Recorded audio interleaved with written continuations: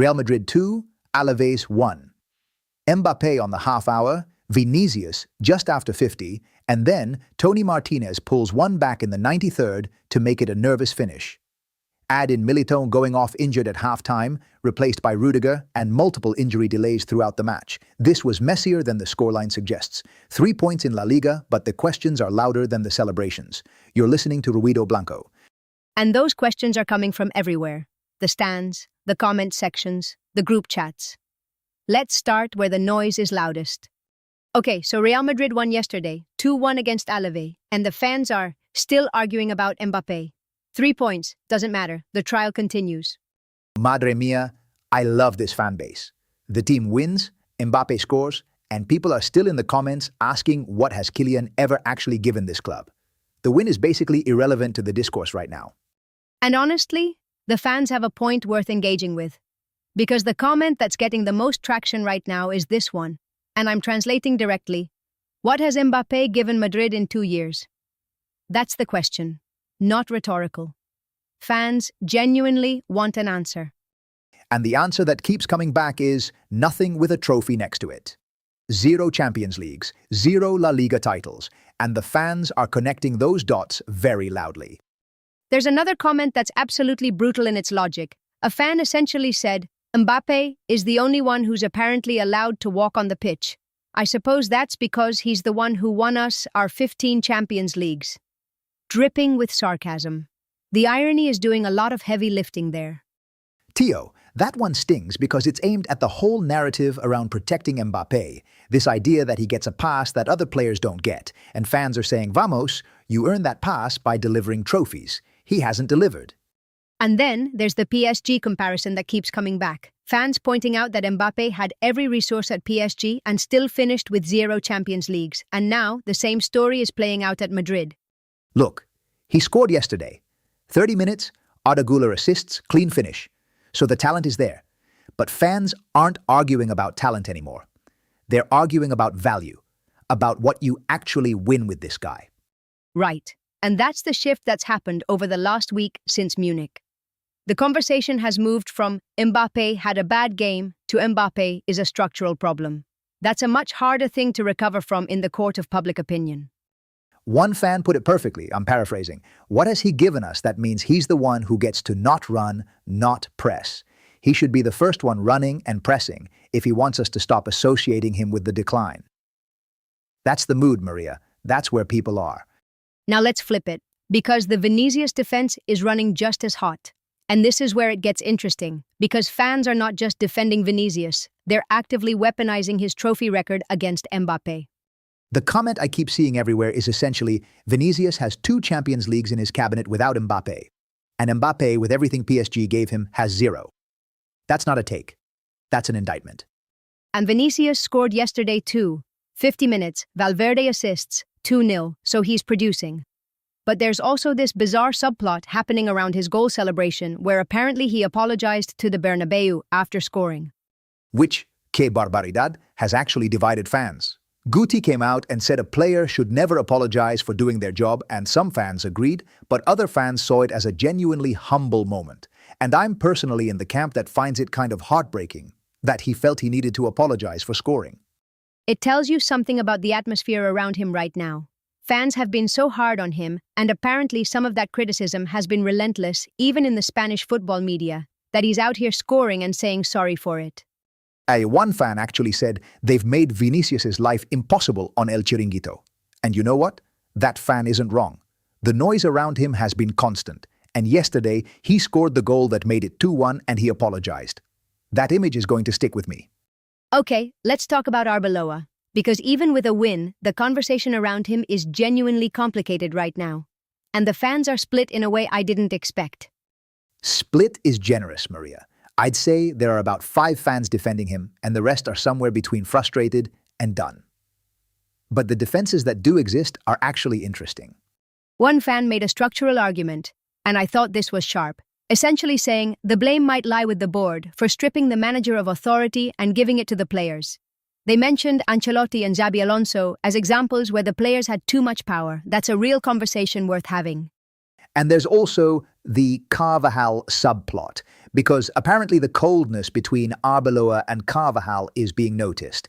Carvajal came on yesterday, hit 300 appearances for the club, said, "We're happy with the 3 points," very diplomatic, but the relationship with the coach is reportedly icy. One fan who was defending Arbeloa said they've always respected that a manager should take responsibility for defeats publicly, and they feel Arbeloa doesn't do that. Even his supporters are noting the accountability gap. Wenger, and that tracks with everything we've seen since Munich. He blamed referees, he showed no self-criticism, and now he's winning a game against a team that pulled one back in injury time, and it still doesn't feel like the pressure is off him at all. Because it isn't. The Munich exit broke something with the fan base, and a win over Alavés, where they nearly let it slip at the end, doesn't rebuild that. Fans are watching this team manage 93 minutes when they should be managing 60.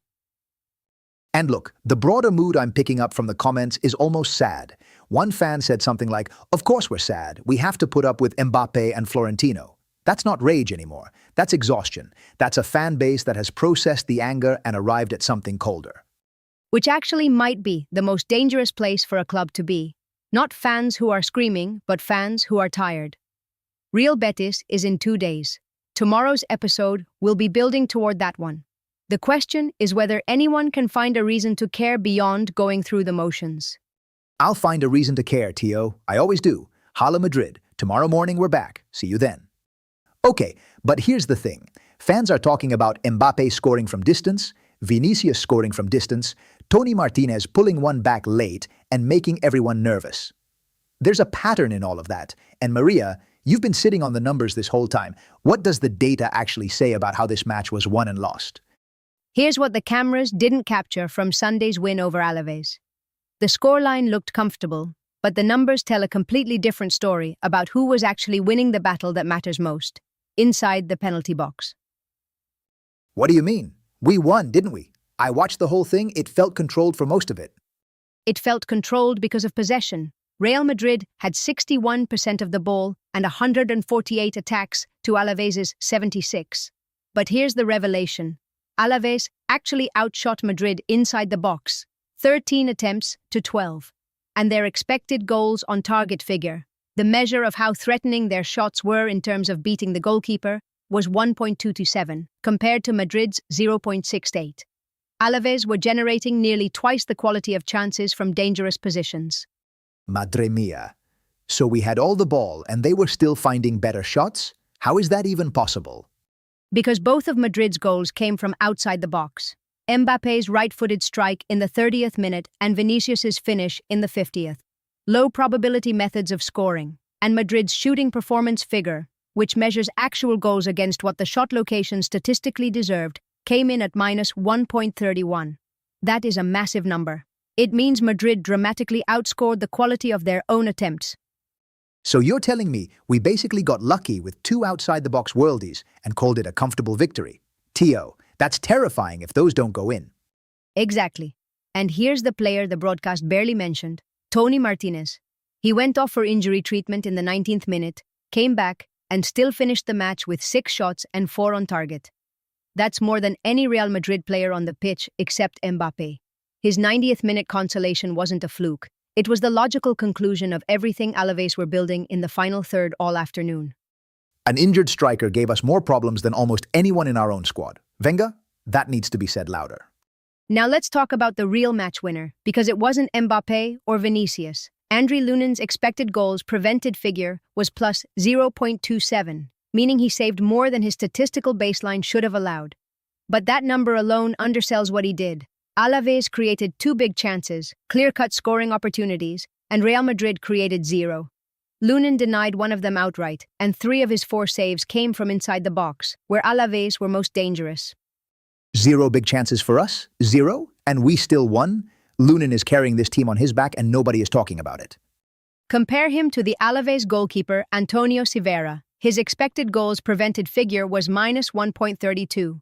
Silveira conceded far more than his shot-stopping should have allowed, almost entirely because Mbappé and Vinicius beat him with low-probability strikes from distance. Lunin outperformed his model. Silveira was punished by statistical outliers. The goalkeeping battle was completely one-sided in Madrid's favor. And Lunin did it while anchoring a reshuffled defense after Militão went off injured at halftime. Militão off at halftime. 0 big chances created, and we still managed to win. I need a minute. This is not the dominant Real Madrid I thought I was watching.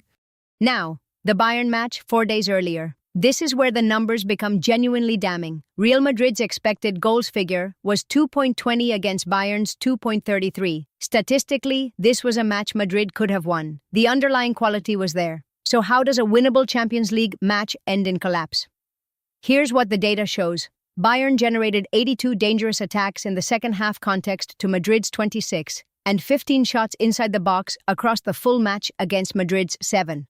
The structural defensive problem existed long before Camavinga's red card, but Arbeloa had already used 3 of his 5 substitutions before the 86th minute, leaving almost 0 tactical flexibility when the dismissal arrived. So the red card didn't cause the collapse. It just made an already broken structure completely indefensible, and Arbeloa had burned his subs before it happened. That's the part that makes me angry, Tio, genuinely angry. And here's the detail that should have been the warning sign from the very first minute. Bayern's expected goals from set pieces was 1.09 against Madrid's 0.11. Bayern generated 10 times Madrid's set-piece threat all night. Pavlovic's header from a Kimmich corner in the 6th minute wasn't random. Dead balls were always going to be a weapon, and Madrid never found an answer. Luis Diaz scored within 3 minutes of the red card. Olise's winner came on a Kane-assisted fast break with Madrid down to 10 men. Then Arda Güler got a straight red in the 90th plus 5. 2 reds in stoppage time. 2 reds, 2 in stoppage time. The discipline, the substitution timing, the set-piece defending, it all collapsed at once. And here's the thing that kills me. The expected goals said we could have won that match. We had the quality. We just handed it back. That is exactly the punchline. Against Alavés, Madrid won a match the shot quality said they shouldn't have. Saved by 2 outside-the-box moments with a shooting performance of minus 1.31. Against Bayern, Madrid lost a match the expected goals said was winnable, destroyed by tactical decisions that left them defenseless the moment Camavinga saw red. The margins are razor-thin, and right now, Real Madrid are living on the right side of one and the wrong side of the other. And that's the full picture, isn't it? The fans are exhausted, not screaming anymore, just tired, and the numbers explain exactly why. It's not paranoia, it's not emotion. The data confirms it. This team is winning matches it statistically shouldn't, and losing matches it statistically could have won. Lunin is overperforming, the attack is living off low-probability magic, and the tactical structure against Bayern was already crumbling before the red card even happened. The feelings in the comments section and the numbers on the spreadsheet are telling the exact same story. And Real Betis is next. Tomorrow we build toward that one. And the question we'll be asking is whether this team can find a way to actually deserve its results, rather than just survive them. The data will be watching. I'll be watching too, loudly. As always, Hala Madrid. See you tomorrow morning on Ruido Blanco.